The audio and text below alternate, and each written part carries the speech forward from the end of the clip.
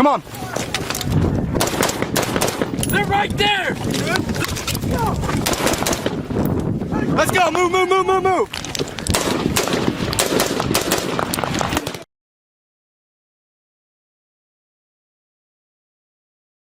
This episode of Choices Not Chances podcast is sponsored by Louisiana Gun Shop, located on Highway 90 West in Broussard, Louisiana, just south of Lafayette. For more information, stay tuned at the end of this episode. This is Choices Not Chances podcast with Ryan and Matt. I'm your co-host, Matthew Charette. Sitting next to me is Ryan Rogers. Ryan. It was nearly 2200 in North Carolina, and I was wrapping up some work in the studio. My eyes were tired and my thoughts were wandering. I paced in my garage watching the coverage of Afghanistan on the news. It was on every channel. U.S. forces were withdrawing after a 20-plus year war and set a timeline for which that was going to happen. Advising these timelines to the world has its pros and cons.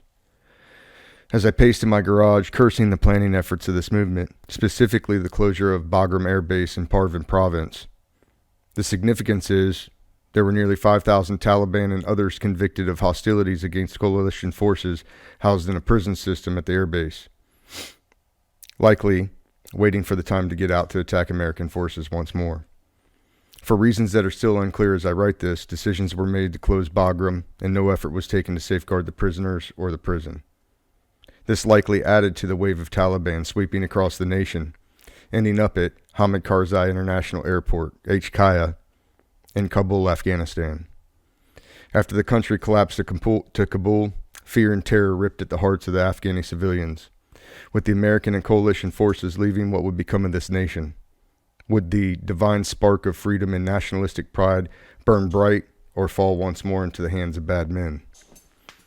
The feelings of the Afghani people were on full display as they started to rush HKIA airfield gates and waded through thousands of people to get to where they perceived as a safe place, to what they perceived as the last real shot of leaving this country before the full grip of the Taliban was realized once more. Many of them lived under the rule of the Taliban before and would risk everything not to return to it. Kabul was buzzing, and the news stations were all covering the mission. From my garage, I couldn't see a way to get everybody out of the country before things fell apart. I was enraged at the thought at the thought about the lack of processes and to safely execute the non-combatant evacuation. I kept looking at my wife saying, "This is all going to fall apart. They have no standoff." Shaking my head. "It's all going to get worse before it gets better." The next afternoon was more of the same. More troop movements and less standoff distance. Planes were coming in and out of HKIA, but the tensions were seeming to rise and the situation growing more dangerous by the minute. I watched thousands of people trying to get off the base on the TV. Each day it seemed to become more and more untenable. Every passing moment ushered in more anxiety about how this situation might turn out. I had fought to liberate these people for many years of my adult life, and now it might all fall apart. What would that look like, I wondered? Would the spark we ignited inside a generation of Afghanis be enough to sustain them to fight? From my time in 2010, I thought back to the memories that had entered my thoughts. I remember back to the invasion of Marjah in Helmand Province. I thought about all the kids running and playing, perfect innocent smiles on their face. The way they would want to play or pester with us. The innocence was in their faces as they begged for water or candy, and hardship in the eyes of those who were mentally or physically abused inside their homes. What you realize after you come home is that we are all people, human beings. These people were living in hell. They wanted peace and stability as much as we did. I also thought back to the lack of the spine in most of the commandos that fought with us. There was good ones, of course, but far more bad soldiers expecting us just to call the choppers in. Nearly all of them were there for the wrong reasons and never committed fully. Most of the fully committed soldiers I dealt with simply fought against us. Thinking back, it seems highly unlikely that the Afghani army would stand up and sustain itself once the U.S. air superiority and on-the-ground advisors were gone. They simply didn't have it in them. As I paced and watched the coverage, my phone buzzed on the table. It was Michael Grimes, one of my Marines from the invasion of 2010. I knew he'd be watching the coverage, so I grabbed the phone and answered. "Grimes, what's up, brother?" "Yo, are you watching this coverage?" "Yes, bro, it looks bad. I hope we get out of there without incident." Then Grimes said, "Bro, Cameron's there. He's stuck in Kabul. He's reaching out for help. You have to do something." Holy shit, okay. I'll make some calls and I'll see what I can do. I need time to talk to Cam directly though. Can you contact him now? After contacting Cameron and making link up, I was urging Cameron to get to the airbase. To my knowledge at that point, U.S. forces were denying going outside the wire to pick up civilians or SIV passport holders. As I urged Cameron to try to get to the airbase, he tried to explain to me the situation on the ground. About an hour or so later, I received a message from Cam at the north gate of the airport. It was terrible. There were thousands of people mobbing the north wall of the airport. Several shots were fired during the video amongst the crowd. I could see the panic in the faces of those in line. Cameron said that they weren't letting anybody in without a letter from the embassy, a letter that everyone seemed to have. It didn't take long to realize that people just airdropped the golden ticket out of the country to everybody that they cared and loved about, or that they cared about and loved. This meant chaos at the airport, and chaos as well for the would-be refugees. I hadn't realized how bad it was on the ground from the news coverage. It was far worse than I figured it to be. I paced in my garage, and then the door opened. My 7-year-old walked out, came into the room, stared at me. She said nothing, hugged my leg, and then told me good night. She knew something was wrong, and she walked back in the house. The phone buzzed again and slid across my studio desk. It was Cameron. He told me that he was going to need the airdrop credentials that everybody else had and an escort to the airport. After telling him I had no contact, he said he was going to see what the U.S. Embassy could do for us. I didn't have it in my heart to tell him that the U.S. Embassy was currently burning documents and bailing out. I reserved hope that they still had digital abilities for my friend. That was the final text of the evening. I went inside after several hours. My family was asleep, but I was buzzing with excitement. The excitement of helping, the excitement of possibly making a difference, the nervous excitement of failing, the nerves involved with taking responsibility for something or someone. I knew the following days would be trying for Cameron, and I wanted to be at the top of my game. I went inside and plugged my phone into the charger and jumped into the shower. As I stood in the water, I thought about the day. I thought about the invasion of Marjah. Cameron was with us through the worst of it. He was our only link to the culture and the language, and without the Camerons of the war, we would not have made it this far. Without the patriotic, young Afghani men standing up, none of this would have been possible. Cameron was from the Panjshir Valley, which is in northeastern Afghanistan. The valley is near the Hindu Kush Mountains and is home to several thousand residents, including a large congregation of ethnic Tajiks. Today, Cameron joins us from his new home in the Netherlands, and we're going to talk a little bit about the time that he spent there. We were unable to get him out, and putting a book together about it to really explain to people what happened in Afghanistan, just over a year ago. And Cameron, thanks for coming on the show, man. Thank you very much. It's my pleasure to be on your show, brother. Thank you very much for inviting me. Absolutely, man. I've been excited to get you on. We've been excited to get you safe first, and then once we got safe, is like now we can advocate for other people on the ground. And before we kind of get to that, I want a little bit of backdrop on your family. And we talked offline and before about this, but if you can just kind of give me your upbringing, what the culture was like at home, the things that were important, and then moving into your adolescent ages, what you did for work and things of that nature as U.S. forces started to show up. Originally, I'm from Panjshir Valley. It's in North Afghanistan. So I spent more time in Kabul, and my father spent more time in Panjshir. Then after when the Russian attacks, so my father moved to Kabul and stayed there and worked as a teacher in Kabul. So all the rest of my family spent all time in Kabul. So myself also, I spent most of my time in Kabul. So I graduated school in Kabul, and then that was 2010. I started to work with Camp Phoenix in Kabul.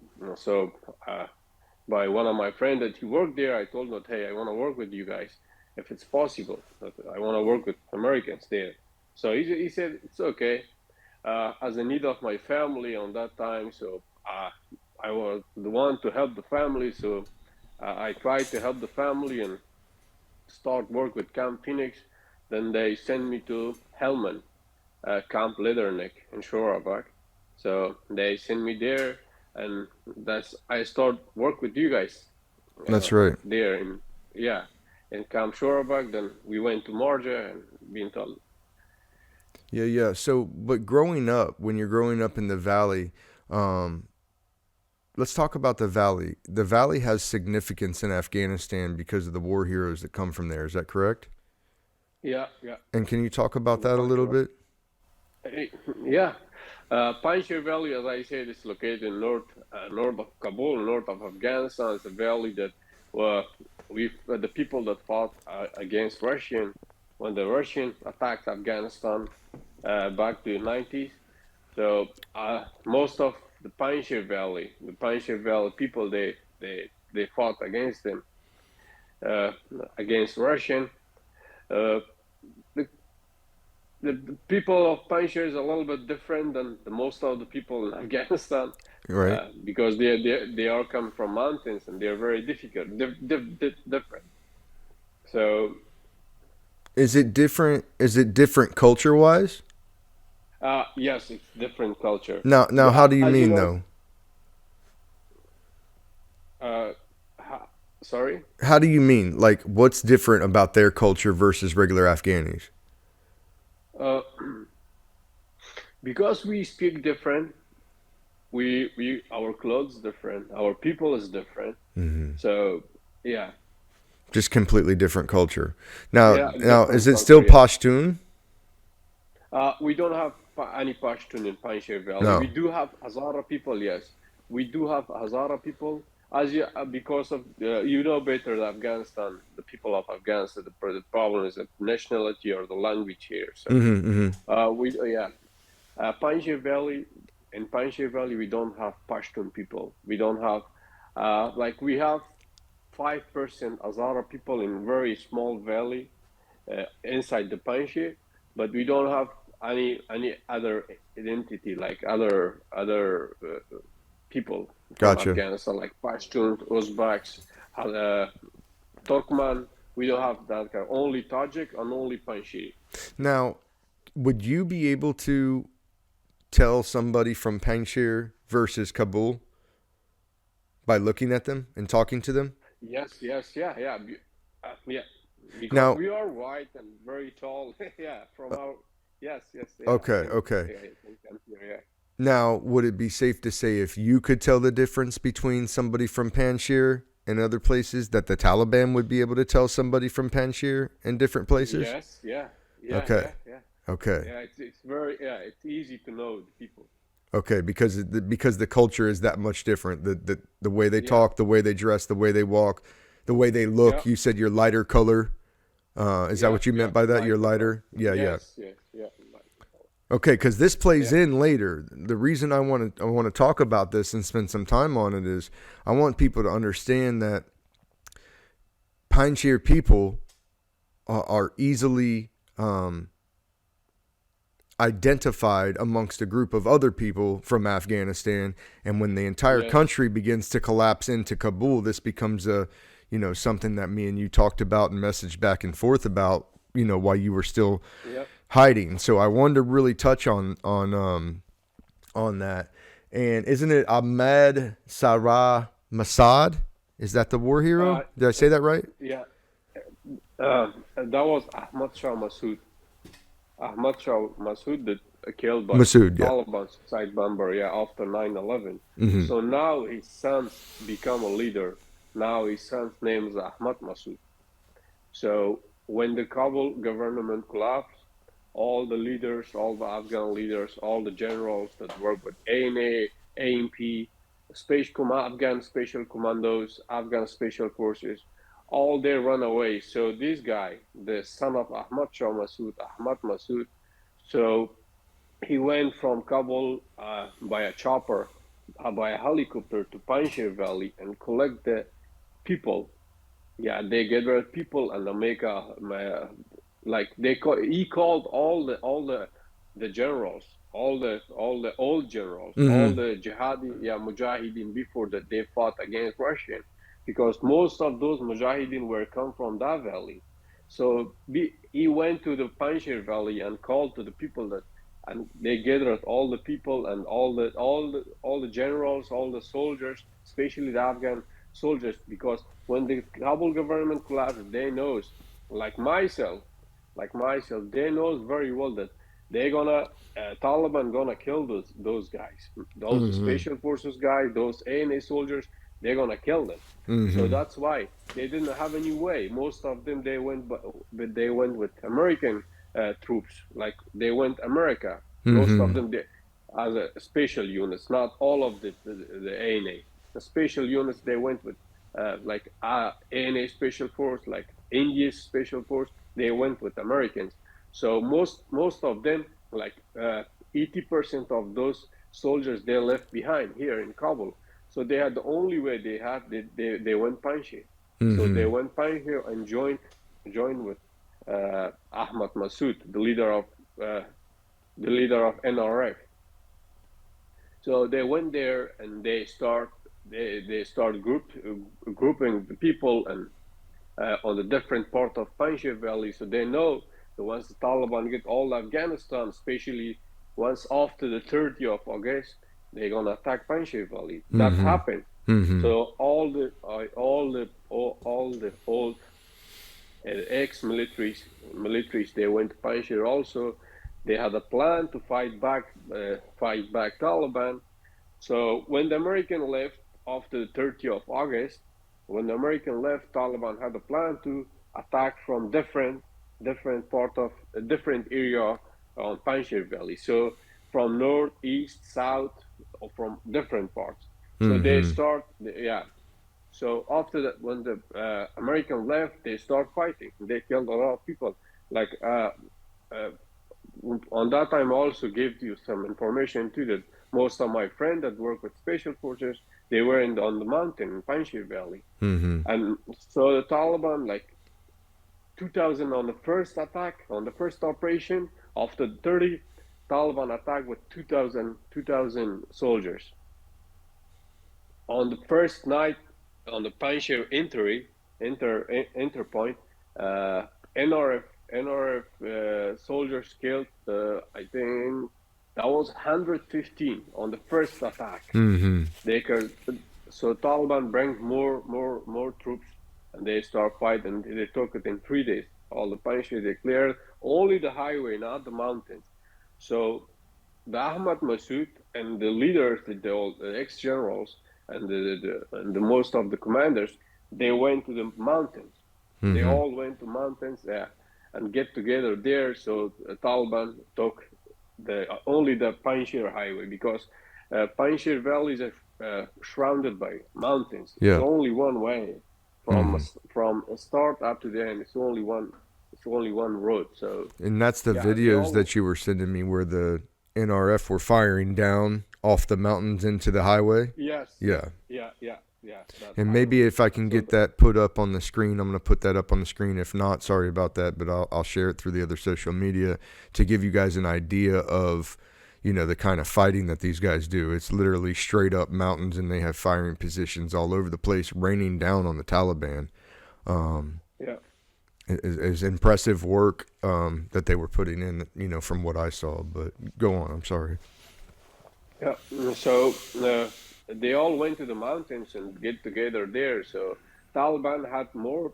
They had more plans. The Taliban bring all the troops. So they search all the houses in Panjshir Valley and killed most of the people that had connection with NRF. So after 20 days, so they start to follow the NRF soldier on the mountains. So the Taliban went to the mountains with more troops and more equipments, different teams with helicopters, with all that. So Ahmad Massoud and Amrullah Saleh, before he was the chief of staff with the Afghan government. So these two guys, they went Tajikistan, and they left couple commanders on Panjshir Valley, and they also invite other commanders that, hey, come join with us and fight against Taliban. So these two guys went to Tajikistan. Still, until now, there are troops on the mountain that fighting against Taliban. Yeah, that's insane. It's insane. Let's go back. You start with Camp Phoenix. They tell you that you need to have some credentials. You need to have good language. You say, "Yep, I got it. My English is okay." So they bring you in. They send you down to Camp Leatherneck, where you're going to meet up with. You're going to meet up with Kilo 36 there. That's where we meet. And then we go through this whole invasion together. And I don't want to take away from it, but a lot's been already said on it.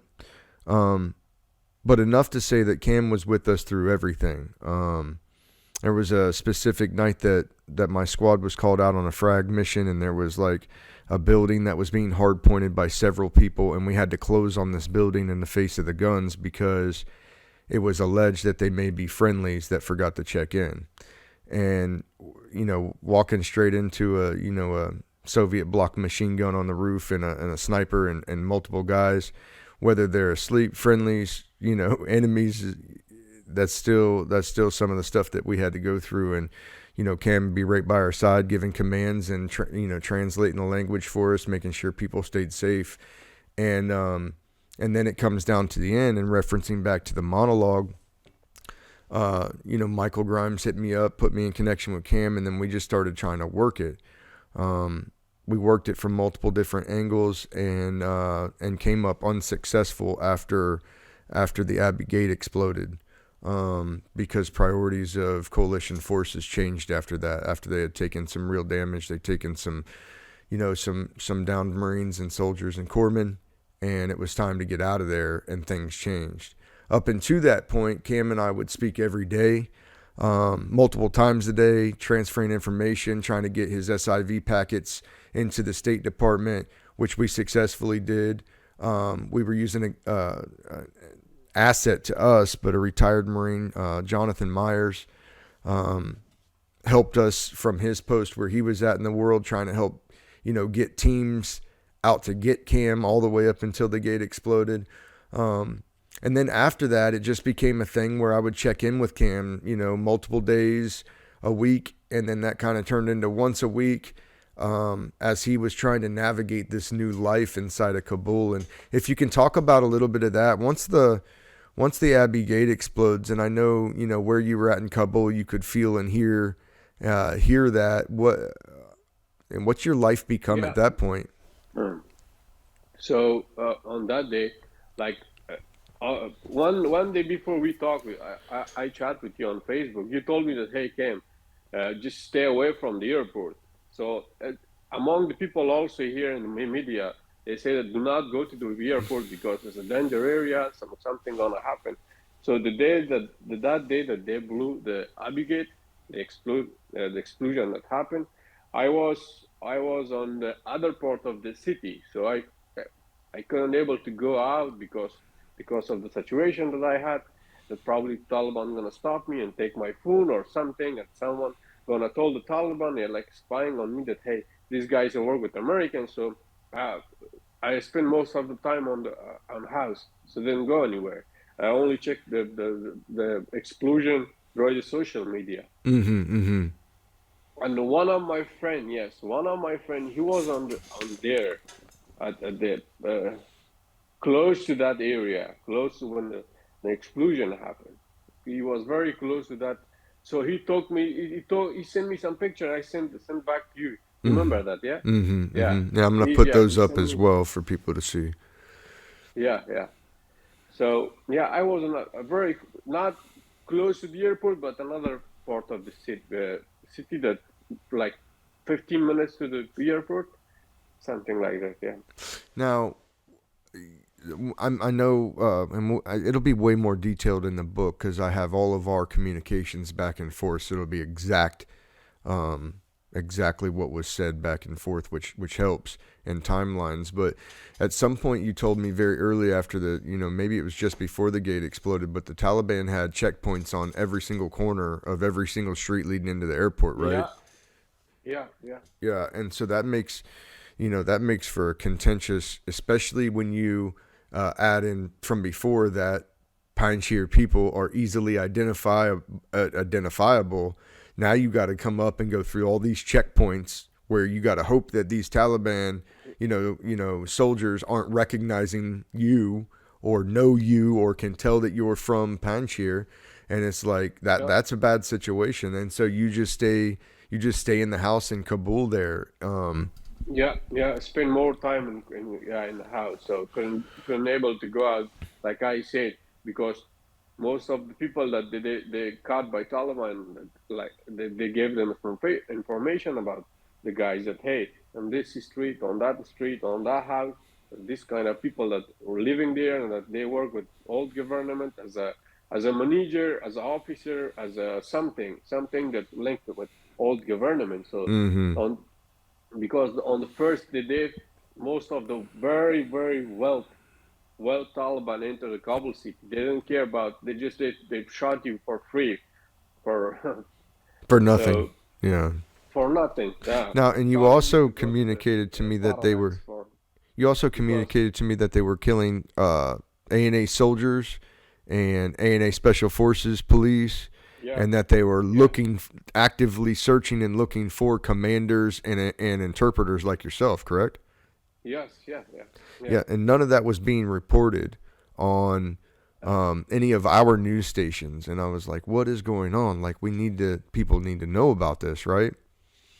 Yeah, And yeah. Before when the Taliban entered the Kabul city, they had all information. They had all mm, information, especially the high-ranking guys. The mm-hmm, high-ranking back in Kandahar, one of the old general, his name was General Razak. He was a commander of Kandahar. He was a police commander of Kandahar for many long time. So you know what happened when Afghanistan collapsed, when Afghanistan government collapsed, especially in Kandahar. So what happened to his family and his relatives when the Taliban took over the Kandahar? They killed all of their relatives, all from very like if you're cousin of them or your uncle of just them, completely all cleanse of the bloodline. it's like 300. They killed 300 people, two in one area, two street. They killed all the families, all the babies, especially the babies. All like all. One of the Taliban commanders said that I want to remove his tribe from Kandahar because he was the one that he helped the Americans. He helped the Mm-hmm. old government of Kabul. Is that stuff like that? Was stuff like that still going on when you got out of there? Still, I know that you'd yes, sent me still, pictures at one point, or it was a video, and I think you were hiding in some kind of apartment, and it was a video of, or somebody was, and it was a video of them coming in and getting people and zip tying them, and putting them in the trunks of cars and taking them out of the city. You remember that? yeah, still, yeah, still in Panjshir Valley. It's happening on my people. Still in Panjshir Valley. They took their houses. They took everything from them. That they told them that hey, you guys need to go somewhere because we are now here and we have the house. You don't have here. 20 years you guys work with Americans. You guys killed a lot of Taliban, a lot of our relatives in southern province like Kandahar, Helmand. So now you guys don't have right to live here in Panjshir. We as long as we are here, we are not letting you guys to live in this house. So This basically, is the Taliban took over Panjshir. yeah, but they took over Panjshir, especially the houses, the good houses in Panjshir, because most of the guys that they built good house there and they went there. That this like this you guys don't. Yeah, how can I explain?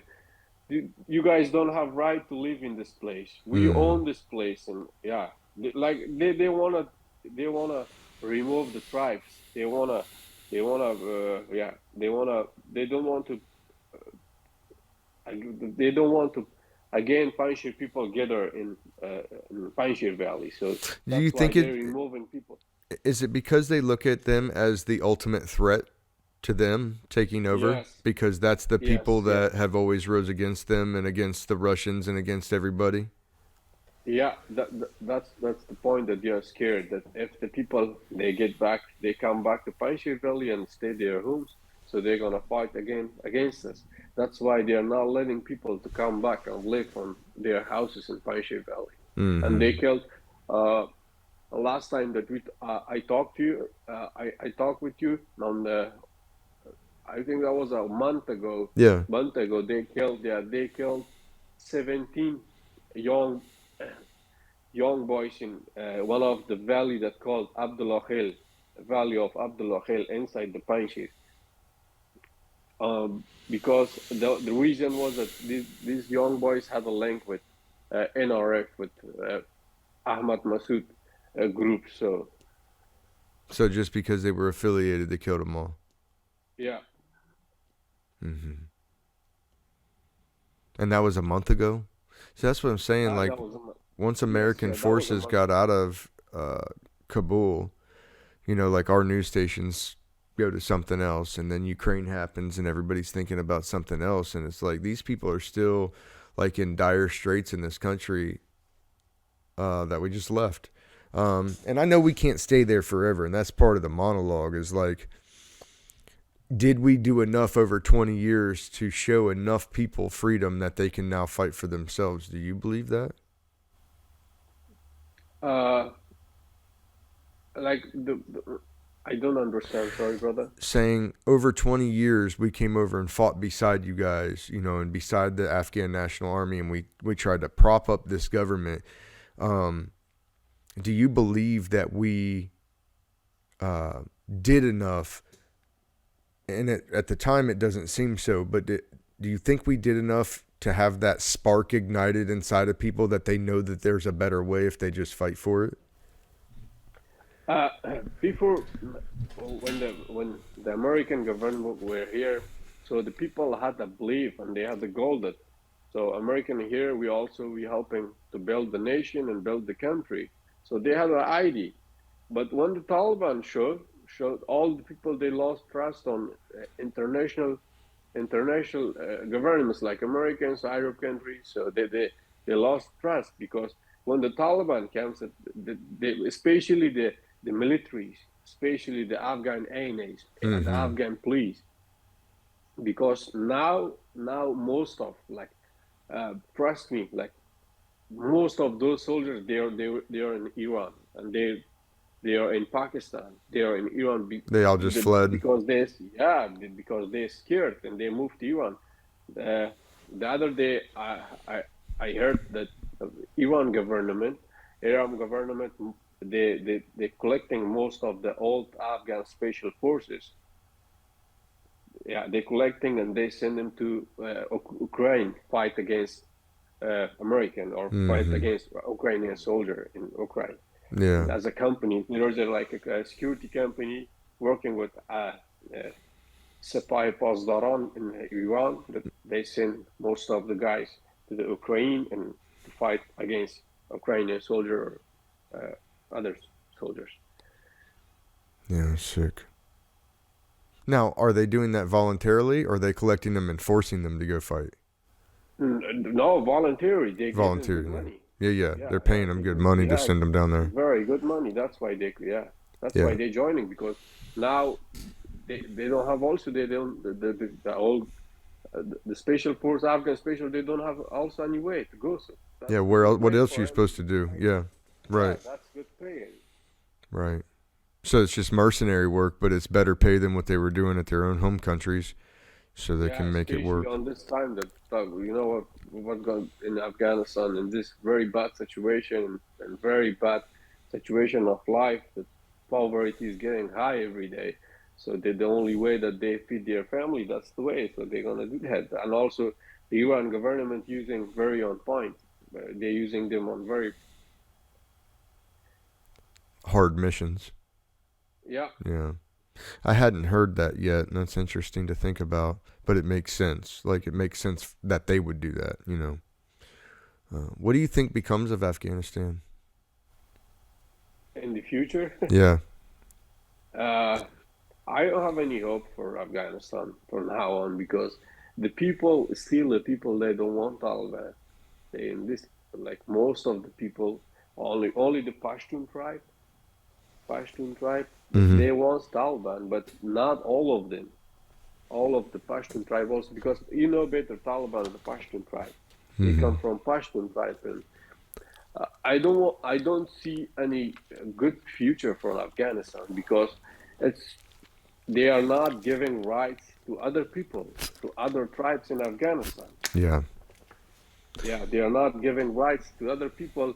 So the Taliban took everything, took power, took money, took places from people, took the people rights. They are not letting the girls to go to the school. So it's not gonna. You said they're It's not not gonna. letting women go to school anymore? No, no, Yeah, yeah. no. They're not letting women. So have they enacted Sharia law across the entire country? Yeah, Yeah. only the girls only go to the school up to the sixth grade. After the sixth grade, they can go to school, not college, not school. So let's get back to the timeline a little bit. Abbey Gate explodes. We kind of moved down to talking more like once a week because now you're trying to figure this new system out. You're trying to work your own side. I'm still working the side over here. I worked Fox News for a side, which gave us John Myers and some other people from the State Department helping us. And ultimately, we don't know what kind of help that was. We know that they tried. We were very appreciative of their services and of reaching out. But still, you remain stuck, and U.S. forces leave, coalition forces leave. What does it become around the city after all U.S. and coalition forces are gone? What is life like then?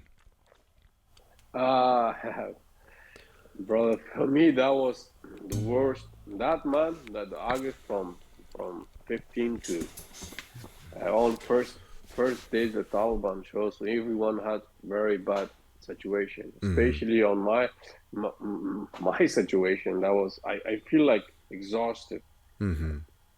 Yeah, because when the Americans left, so Taliban start fixing their their troops, start to make bigger groups, and they because when they enter the city, most of the people that like Taliban, they start to join with Taliban, and Taliban also start to get the government, get the ministries, get the all fix everything, especially banks. So the banks were closed. People had they had a lot of problem on that. So totally especially Kabul city that I grew up there. For me, city was look empty, very empty. Because before when the old governments were there, when a lot of people lived on that city, especially my friends and my relatives, same like other people. They like 3 million people live on that small city. So it was very busy city and very lovely city. But after the Americans left or Taliban came, everything was empty for. You feel like empty when you walk on the streets. You feel like this city's dead, Like a ghost town. yeah. So it was a ghost town. Yeah, that's right. Yeah, ghost town. Yeah, and then so then the struggle becomes what? Trying to find another way out, trying to figure out who you have around the world that can help you. How's that mission unfold?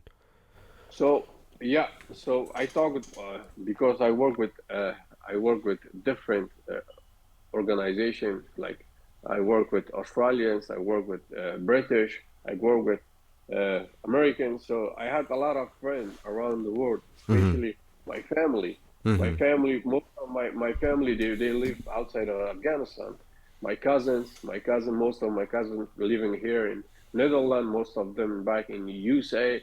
So I talk with them, and they know about my situation also very well. So they know that I work with you guys, and if the Taliban find out, they're gonna do something on me. So that's why I talked with one of my cousin that lives here in Netherlands. I told him the situation. He said, "Let me see. I will do something for you." So he said very easily. So I talked with one of my British friend. He live in London, so he also gave me hope that, hey, Cam, I'm gonna try my best if I can do something for you. So I also talked with you. my goal was to just get out of from the situation. And the bad thing that all my accounts, my bank accounts, I trust me, brother, I faced a lot of problem on that time. So it was not Would easy they to go freeze out. everything? Yeah, they freeze not on me, on most of the people. So they Mm-hmm. freeze everything. The banks had the problem, and I don't have money, very good money also on that time. So uh, Bad time.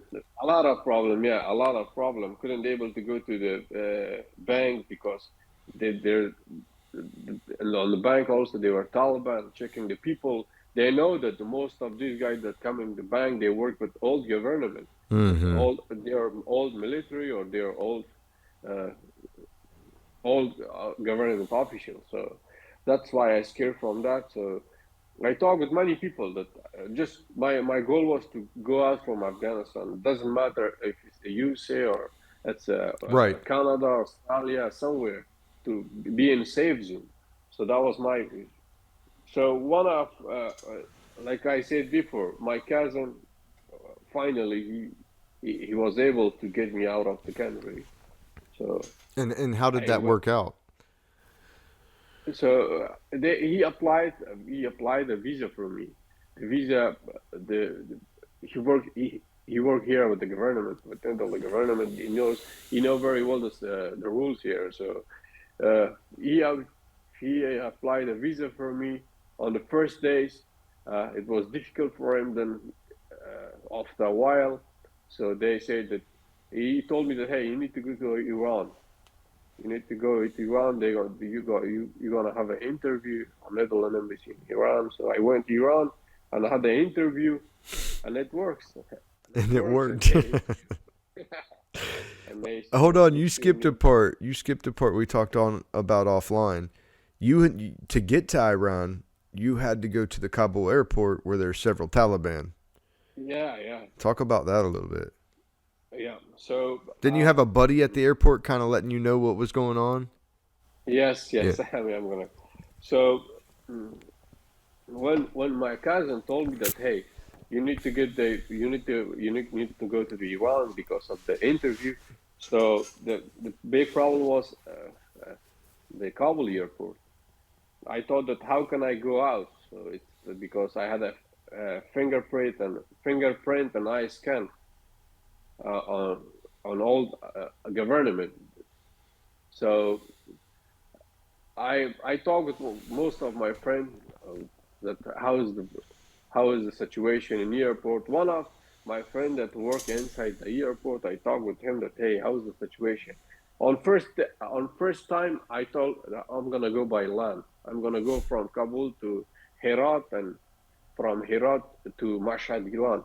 So I thought like that, but my friend advised me that, hey, it's dangerous from Kabul. They have most of checkpoint on the way, and they recognize very good Panjshir people. And if they ask for your Taskara or for your national ID, if you show them, big things gonna happen. It's good for you to go from Kabul airport. So I talked with my friend that he work inside the airport. So that, hey, I told him, "Hey, what's going on inside the airport? How's the rules? How the Taliban check people?" He said they if they have information about people, they check them.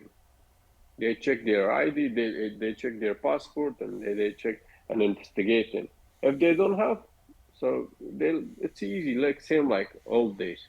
So with with So 50-50. so yeah, 50-50. So for me that I don't have any choice. So I said, okay, I'm down. Anything happen to me, I all go because I don't have any choice. So I went to the airport. That was early morning, and I went to the airport very scared, but alert also, very scared but alert. So I went to the airport, saw a lot of Taliban, especially on the main checkpoints. Then I went to the inside the airport on the checkpoints that checking the baggage and searching the people. So I went there. I gave my passport very easily, but nothing. Did very easily. I don't. Thank God. I never thought about it. Yeah, they very easily. I went to the terminal. I was like, thank God. That was not easy, but yeah. Yeah. So And then once those wheels lift up, what's that feel like? uh, Like, freedom. yes. Yeah. Yeah, yeah. Freedom. Yeah. Happy dance for sure. I know that I talked to you the night before and you said, I'm going tomorrow, I'm making my move, I'm going to Iran and I'll get up with you. And then it felt like forever I was waiting on you to confirm that you were safe in Iran. And like, oh, come on. And then boom, you're like, I'm going to Dubai. And I'm like, okay. And then you finally called me, were able to FaceTime call me when you got, I think, into Germany or something like that. Yeah. And It was Germany. you were FaceTiming me. You had all this beautiful architecture in the background. You said, I'm really feeling the freedom, brother. That's too Yeah. cool. That's too cool. So what's life look like for you now? Now you're in the Netherlands and you got a house, I assume, or? Yeah, as you know, it's not easy to live here. It's not easy because I was new here, but most my relative that lived here, they are helping. They helped me a lot to find a house and things in my house, also the stuff that I need in the house. That they helped me a lot. But nowadays I'm trying to work and to study the language. The good thing about Netherlands people is they speak English. Oh, Yeah, it's okay. very easy for me. Yeah. So you can get And around with your English while you're learning. Yeah. That's great. When you talk with them, they're very happy. They answer you. They're like Americans. So yeah, That's good. life is not easy here. Like last time, like I told you that the last week I was very busy. Very busy fixing the house, buying stuff for the house. Went to the city where I live. It's a little bit far from downtown, so it's very for me. It's not easy. I don't have car. My family does. My so yeah, it's not easy for me. But life is good. At least I'm in freedom. I can feel the Safe. freedom. I'm safe. Yeah. Yeah. And now the struggle begins to learn the culture, learn the people, learn the language, get into, Yeah. you go get your driver's license. Once that happens, surely once you get your driver's license, that'll open you up to, be commutable. You can get to work, you can get to different places, things that you need, right? Yes. Yeah. I'm trying. Yeah. Now, is it difficult to get your driver's license over there? No, Just a it's not process? difficult, but it's a process. But it probably takes like a week. Okay. But I know how to drive because before I had a car, so I Yeah. know how to drive. The only rules. Now I also know the rules here, so it's easy for me now. Yeah. Yeah. Learning those rules is important, eh? Well, good. In Afghanistan, as you know, it's just just drive. Just free for all. Here, yeah, yeah. But here it's not like that. So, Yeah, man. What are you looking at work-wise? Uh, first of all, like I said, first of all, I have to study the language, and I'm trying to study. After the language, I'm trying to study. So any kind of work, I'm ready to work. It's Check. okay for me because it's just I'm new here. So first of all, I need to complete my studies. Yeah. I like to study administration. So Good. let's see if it's work. Yeah, definitely. Do you have a school that you're going to, or are you doing it on your own? Here, no, we have. I have a school. I have a language school. Okay, cool. Yeah, Very good. Very good. language school. Then from when you finish the language, they give you point that which college you need to go. They knew you from. Okay. Yeah, they And give then- you number from that. Okay. And then you go into college and study whatever it is you want to study as far as what you want to do for a profession? Yes. Yeah. Check. Good, dude. I'm excited to hear how that goes, and obviously I'm going to stay in touch with you forever, but it's exciting to, even though it's tough, and I can't imagine having to leave my country, having to leave my family. I can't imagine that. Like it would never even come into my brain. There's no doubt in my mind.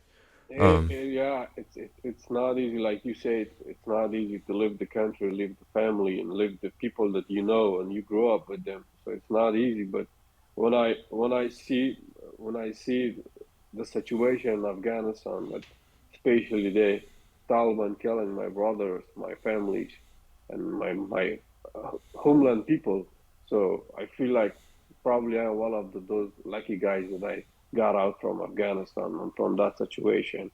So I very feel bad for my families that still, my brother and my sister, they're living in Afghanistan.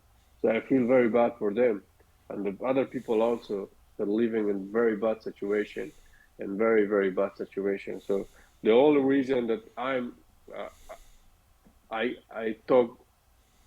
only reason that I'm here to support them, to give them good life and give them chance to study and Realize their especially full for potential. Yeah, when you're in Afghanistan, especially in dire straits that it's in, you're not ever going to realize your full potential. You're just, the ability to isn't there. But the fact that you got out, the fact that you gave, 18 plus years of your life to trying to rebuild that country, and at the end of the day, it didn't work out. And now you have to do what you have to do to keep your name strong and your name moving. And if that has to be from the Netherlands, then so be it. I hate that that's the situation that you find yourself in. And, but like I said, I'll always be here to, bounce back and forth. I think I'm going to try to get to the Netherlands next year. Maybe if I can make it happen next year, that's the plan. Me and Matt are trying to line a trip up, but come out and see you. But I appreciate you taking your time. I know you're busy and you got to get back to it. It's been about an hour, but thanks for coming on, Cam. Thanks for kind of giving us a different view of the situation in Kabul. And again, I appreciate you for everything that you did for me, overseas, over in country. So thanks for coming on, man. Oh, thank you. You're welcome, brother. It's my pleasure. Thank you very much. Thanks from you that you had always back of me. Thank you very much. Thanks Always. for everything. Yeah. Always. All right, Cam. All right, guys, until next time, if you took something out of this show that resonates with you, or you've seen this show and you know that it has to be shared out, we ask you to do that. Don't be selfish with the information, and we'll keep everybody updated as the book develops. It'll be far more greater detail than the podcast, but keep your eyes out for it. Until next time, guys, choices, not chances. Thanks. Louisiana Gun Shop, your firearm headquarters, specializing in concealed carry guns, ammo, and training. You can get your Louisiana permit with us. Also a large selection of AR-15s, or if you are that build-it-yourself type of guy or gal, we have all the parts to build and customize your own AR-15. Glock, SIG, Taurus, Ruger, we have all the brands, both in the store or at LouisianaGunShop.com. Not too far. You're marking a building. Hit him. Yeah, that's good. That's a good shot. That's money. Yeah.